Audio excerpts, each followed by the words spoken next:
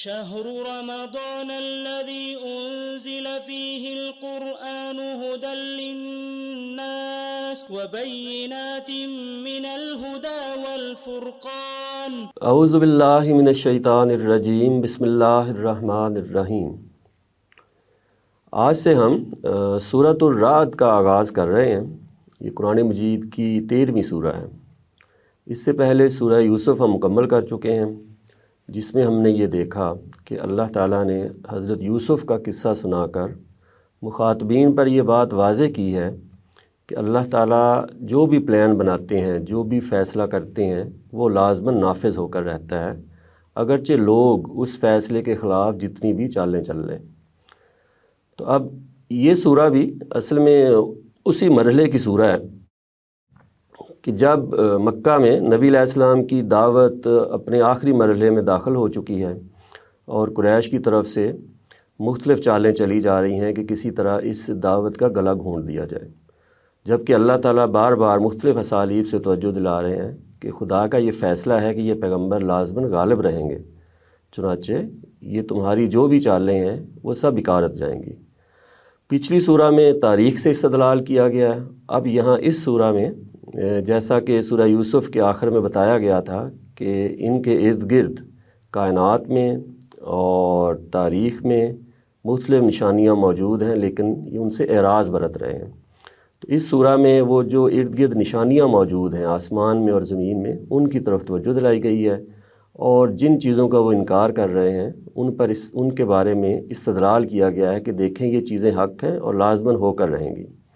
اگرچہ ابھی ان کا ظہور جو ہے سامنے نہیں آیا، لیکن یہ جو آثار ہیں، جو نشانیاں ہیں، یہ ثابت کر رہی ہیں اس بات کو کہ ان کا ظہور لازماً ہو کر رہے گا۔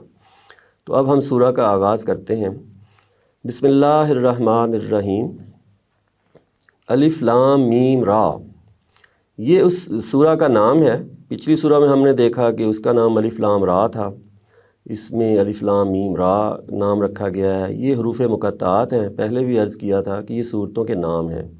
یہ جو عمومی تصور پایا جاتا ہے کہ کوئی الواح قرآنی یا اس طرح برکت کے حصول کے لیے مختلف لوگ ان کو استعمال کرتے ہیں، تو ایسی کوئی بات نہیں ہے ان چیزوں میں۔ تلک آیات الکتاب، یہ کتاب الہی کی آیتیں ہیں۔ والذی انزل الیک، اور جو کچھ نازل کیا گیا ہے تمہاری طرف اے پیغمبر، من ربک، تمہارے پروردگار کی طرف سے، الحق، وہ حق ہے، یعنی جو باتیں اس کتاب میں بیان کی گئی ہیں وہ لازماً ہو کر رہیں گی، ان کا حق ہونا جو ہے وہ واضح ہے۔ ولیکن اکثر الناس لا یؤمنون، لیکن اکثر لوگ جو نبی علیہ السلام کے مخاطب ہیں مکہ میں، جن کو دعوت دی جا رہی ہے، ان میں سے اکثر ایسے ہیں کہ جو اس بات کو نہیں مان رہے۔ وہ کہتے ہیں کہ قرآن مجید جو باتیں کر رہا ہے یہ ان کا ظہور نہیں ہوگا، یہ حق نہیں ہے۔ تو اگر دیکھا جائے تو قرآن مجید کی دعوت کا خلاصہ کیا ہے کہ اللہ تعالیٰ فرما رہے ہیں کہ تمہارا رب، پروردگار، معبود ایک ہی ہے۔ یہ جو تم لوگوں نے مختلف شرکاء شامل کر لیے ہیں اللہ تعالیٰ کی عبودیت میں، یہ ٹھیک نہیں ہے، یہ غلط ہے، جھوٹ ہے یہ سب۔ دوسرا یہ بتایا جا رہا ہے کہ ایک دن تم سب نے اللہ کے حضور حاضر ہونا ہے اور جزا و سزا کا دن لازماً آ کر رہے گا۔ اور تیسری بات جو اسی جزا و سزا سے متعلق ہے کہ جب رسول آ جاتے ہیں کسی قوم میں، تو رسول لازماً اس دنیا میں جزا و سزا کا نفاذ کر کے جاتے ہیں، یعنی اس دنیا ہی میں فیصلہ ہو جاتا ہے کہ صالحین کو یہاں اقتدار ملتا ہے، اور جو دوسرے باقی لوگ ہوتے ہیں جو رسول کا انکار کرتے ہیں ان کو یہاں سزا ملتی ہے۔ تو یہ باتیں ہیں جو کہ لوگ ماننے کے لیے تیار نہیں ہیں۔ چنانچہ آگے سورہ میں اسی بات کو مختلف استدلال سے، مختلف نشانیوں سے ثابت کرنے کی کوشش کی گئی ہے۔ اللہ الذی رفع السماوات بغیر عمد ترونہا، کہ اللہ ہی ہے جس نے اونچا کھڑا کر دیا آسمانوں کو ایسے ستونوں کے بغیر جو تمہیں نظر آتے ہوں، یعنی ایسے پلر ستون موجود تو ہیں لیکن تمہیں نظر نہیں آتے۔ یہ اصل میں اللہ تعالیٰ کی قدرت کا بیان ہے، یعنی اللہ تعالیٰ نے جو مختلف جو جیسے آسمان ہے یا آسمانی مختلف باڈیز ہیں، ان میں جو گریویٹیشنل فورس رکھی ہے، یہ غالباً اسی کی طرف اشارہ ہے۔ یہ جو کشش ثقل ہے یہ غالباً اسی کا بیان ہے کہ ایسے پلرز ہیں، ایسے ستون ہیں جو تمہیں دکھائی نہیں دیتے۔ ثم استویٰ علی العرش، پھر وہ متمکن ہوا تخت سلطنت پر، یعنی اس نے اقتدار سنبھال لیا۔ بتانا یہ مقصود ہے کہ یوں نہیں ہے کہ اللہ تعالیٰ کائنات بنا کر فارغ ہو گیا ہو اور کسی اور کے سپرد کر دی ہو، کیونکہ عرب کے لوگ یہ تو مانتے ہیں کہ تخلیق اسی کی ہے، یہ اللہ کی وہ انکاری نہیں ہے، لیکن ان کا یہ بھی ماننا تھا کہ مختلف جو اس کائنات میں جو مختلف کام ہو رہے ہیں وہ اصل میں دوسرے خداؤں کے سپرد کر دیے گئے ہیں۔ تو یہاں اللہ تعالیٰ بتا رہے ہیں کہ نہیں، کائنات کی تخلیق کے بعد اقتدار بھی اللہ تعالیٰ نے خود سنبھالا ہے۔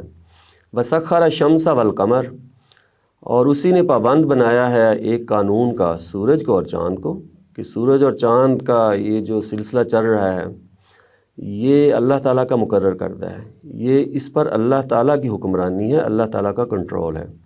کل یجری لاجل مسمى، ہر ایک گردش کر رہا ہے ایک وقت مقرر کے لیے، یعنی یہ یوں نہیں ہے کہ ہمیشہ سلسلہ ایسے ہی چلتا رہے گا، ایک وقت آئے گا کہ اس کا اختتام ہوگا۔ یدبر الامر، وہی تدبیر فرماتا ہے، یعنی انتظام کرتا ہے اس کائنات کا، جو حکمرانی سے متعلق جو بھی فیصلے ہیں اللہ تعالیٰ ہی کرتے ہیں۔ یفسر الآیات، وہ وضاحت کرتا ہے اپنی نشانیوں کی، لعلکم، تاکہ تم بلقاء ربکم توقنون، کہ اپنے پروردگار کی ملاقات کا یقین کر لو۔ تو اللہ تعالیٰ نے ان نشانیوں کی طرف توجہ دلائی ہے جن سے لوگ اعراض برت رہے ہیں۔ تو اعراض چونکہ تکبر کی وجہ ہوتی ہے، تو جو واضح سامنے کی چیز ہے بندہ اس کی طرف متوجہ نہیں ہو رہا ہوتا، کیونکہ اپنے آپ کو بڑی چیز سمجھ رہا ہوتا ہے۔ تو اللہ تعالیٰ پکڑ پکڑ کے گویا ہے کہ ان کو یہ دکھا رہے ہیں کہ یہ جو کائنات تمہارے سامنے ہے، کیا یہ لگتا ہے کہ کوئی کسی کھلنڈرے کا کھیل ہے؟ کیا لگتا ہے کہ اس میں ایک قادر مطلق، ایک خدا کی قدرت اور اس کی حکمرانی موجود نہیں ہے؟ ان اشیاء پہ ذرا غور کرو، اس سے معلوم ہوگا کہ اللہ تعالیٰ کی اس کائنات میں قدرت بھی نظر آئے گی اور حکمت بھی نظر آئے گی۔ اللہ تعالیٰ حکیم ہستی ہیں، وہ کوئی بھی کام بلا وجہ نہیں کرتے، تو لازماً اس کائنات کا ایک اختتام ہونا ہے، اور اختتام کس پر ہوگا؟ جزا و سزا پر، یعنی بننے کے بعد تم لازماً زندہ کیے جاؤ گے، اس چیز کا تمہیں یقین ہونا چاہیے اگر تم اس کائنات پر غور کرو۔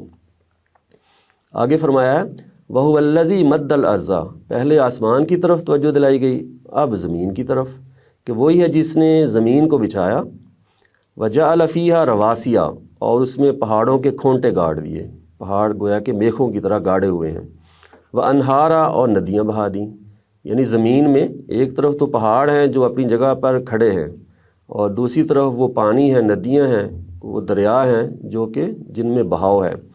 وَمِن كُلِّ الثَّمَرَاتِ، اور ہر طرح کے پھلوں کے، جَعَلَ فِيهَا زَوْجَيْنِ اثْنَيْنِ، اس نے پیدا کیے اس میں جوڑے، جس طرح جانوروں میں جوڑے ہیں، انسانوں میں جوڑے ہیں، تو اللہ تعالیٰ فرما رہے ہیں یہ جو پودے ہیں، پھل ہیں، ان میں بھی جوڑا جوڑا ہوتے ہیں۔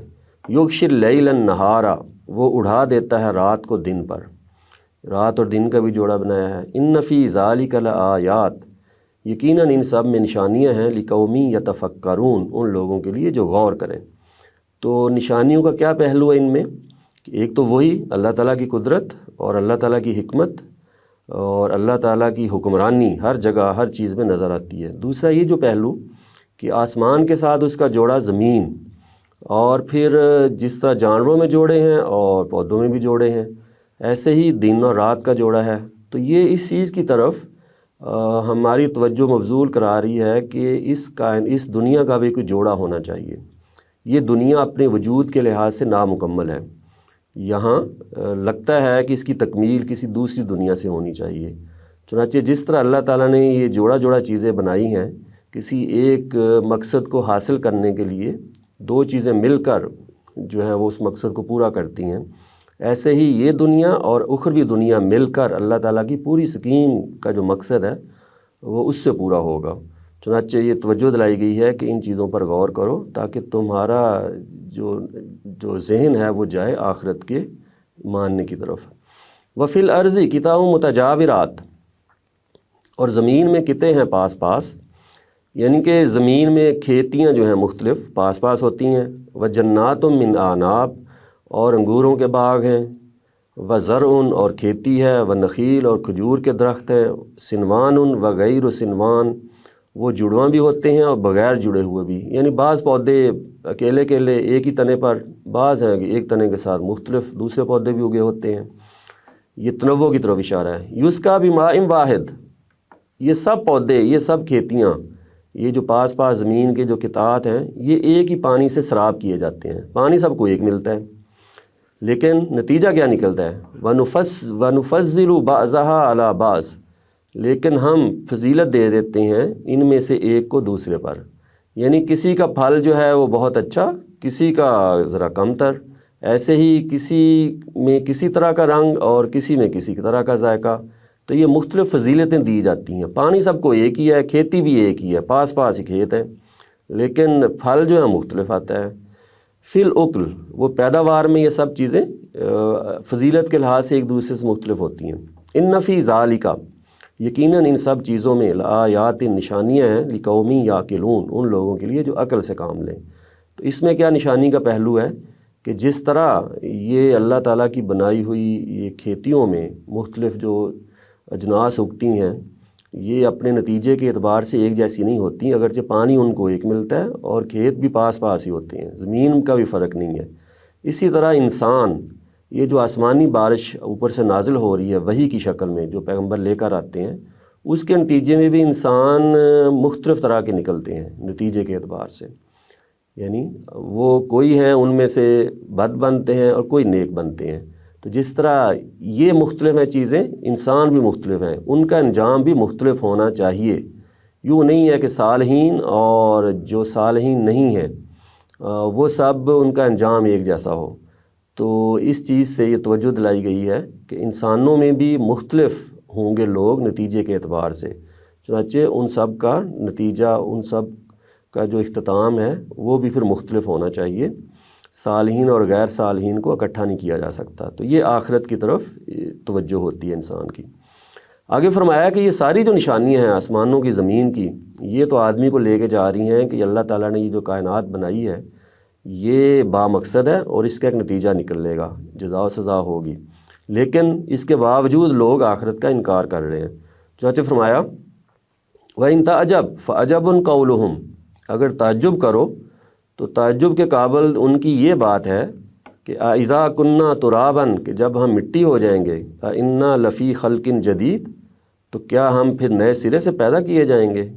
کہ وہ یہ ماننے کے لیے تیار نہیں ہے کہ مرنے کے بعد جو کہ انسان مٹی بن جاتا ہے، اس کا وجود باقی نہیں رہتا، تو وہ دوبارہ کیسے انسان اٹھا کھڑا کیا جائے گا؟ حالانکہ اللہ تعالیٰ توجہ دلا رہے ہیں کہ پیچھے اللہ کی قدرت کا ذرا نظارہ دیکھیں اور دیکھیں کہ انسان اس نتیجے پر پہنچے کہ اللہ تعالیٰ ہر چیز پر قادر ہے۔ اولئک الذین کفروا بربہم، یہی لوگ ہیں جنہوں نے انکار کر دیا اپنے پروردگار کا۔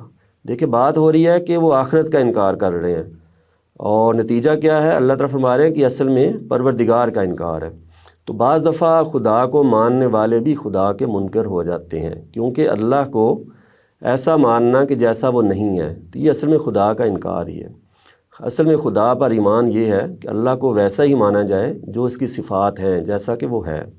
تو اگر آخرت نہیں آنے والی تو اس کا مطلب ہم اللہ کو مان رہے ہیں کہ اللہ حکیم ہستی نہیں ہے، اور اللہ نے یہ جو کائنات کا، دنیا کا کھیل ہے، یہ ایسے ہی کھیل دیا ہے اور اس کے پیچھے کوئی حکمت نہیں ہے۔ تو یہ اصل میں خدا کی صفت کا انکار ہے، چنانچہ یہ اللہ ہی کا انکار ہے۔ وَأُولَئِكَ الْأَغْلَالُ فِي أَعْنَاقِهِمْ، وجہ کیا بنتی ہے؟ یہ یہاں تک آدمی کیسے پہنچتا ہے کہ ان کی گردنوں میں طوق پڑے ہوئے ہیں، یعنی گردنوں میں ایسے کڑے ہیں، آہنی کڑے، کہ جو نہ گردن کو اوپر جانے دیتے ہیں یا نیچے، یعنی نہ یہ آسمانوں کی نشانیاں دیکھتے ہیں، نہ ان کو زمین کی نشانیاں نظر آتی ہیں۔ تو یہ بس جو سوچتے ہیں خود اسی کے مطابق زندگی گزارتے ہیں، یہ ارد گرد دیکھنے پر تیار نہیں ہے اور نشانیوں سے اعراض کر رہے ہیں۔ یہ اصل میں تکبر کی علامت ہے۔ تو تکبر وجہ بنتی ہے کہ آدمی سامنے کی جو چیز ہے اس کو بھی نظر انداز کر دیتا ہے۔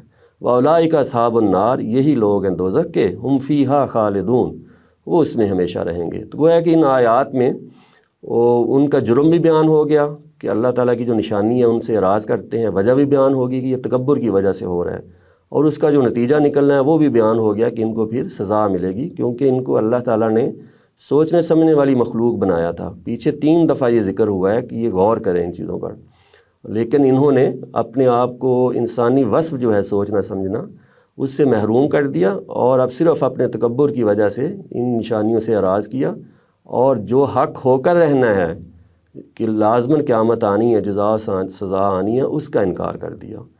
وآخر دعوانا ان الحمد للہ رب العالمین۔